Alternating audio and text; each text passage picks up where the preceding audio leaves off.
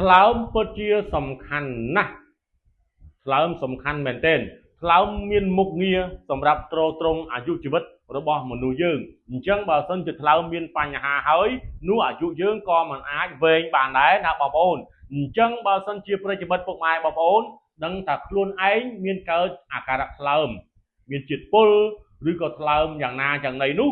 ឬក៏ផឹកស្រាច្រើនយើងដឹងហើយផឹកស្រាច្រើនមិនដែលខូចថ្លើមដូច្នេះបើចង់សម្អាតថ្លើមឲ្យអស់ជាតិពុលបាទនឹងតម្រងនោមមួយទៀត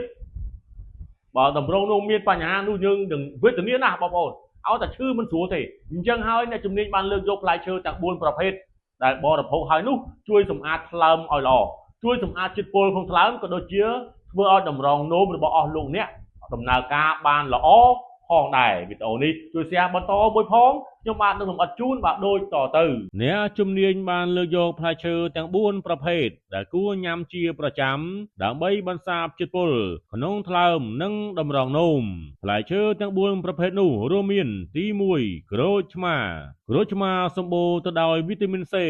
និងសារធាតុប្រឆាំងអុកស៊ីតកម្មដែលជួយជំរុញការបន្សាបជាតិពុលនៅក្នុងថ្លើមទឹកក្រូចឆ្មាអាចជួយរំលាយជាតិពុលនិងជួយឲ្យតម្រងនោមបញ្ចេញសារធាតុមិនល្អចេញពីរាងកាយអ្នកអាចលាយទឹកក្រូចឆ្មាជាមួយទឹកក្តៅអ៊ុនៗហើយផឹកនៅពេលព្រឹកទី2ផ្លែប៉ោមមានសារធាតុផេទីនដែលជួយបន្សាបជាតិពុលនៅក្នុងប្រព័ន្ធរំលាយអាហារនិងគាំទ្រដល់មុខងារថ្លើមវាក៏មានជាតិសរសៃច្រើនដែលជួយបណ្ដេញកាកសំណល់ចេញពីរាងកាយការញ៉ាំផ្លែប៉ោមជាប្រចាំអាចជួយកាត់បន្ថយហានិភ័យនៃជំងឺថ្លើមនិងធ្វើឲ្យតម្រងនោមដំណើរការបានល្អទី3ផ្លែទំពាំងបាយជូរជាពិសេសប្រភេទទំពាំងបាយជូរពណ៌ក្រហមឬស្វាយមានសារធាតុ resveratrol ដែលជាសារធាតុប្រឆាំងអុកស៊ីតកម្មដ៏ខ្លាំងវាជួយការពារថ្លើមពីការខូចខាតនិងជួយសម្អាតជាតិពុល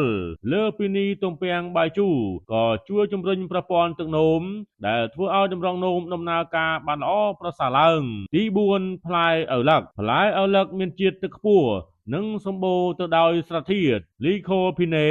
ដែលជួយកាត់បន្ថយភាពតានតឹងអុកស៊ីតកម្មនៅក្នុងថ្លើមនិងតម្រងនោមវាក៏ជួយបន្ថយការប្រមូលផ្ដុំជាតិពុលនិងជួយឲ្យតម្រងនោមបញ្ចេញសារធាតុមិនល្អ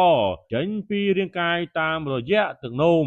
ប្រការគួរចងចាំការញ៉ាំផ្លែឈើទាំង4ប្រភេទនេះជាប្រចាំអាចជួយឲ្យថ្លើមនិងតម្រងនោមរបស់អ្នកមានសុខភាពល្អ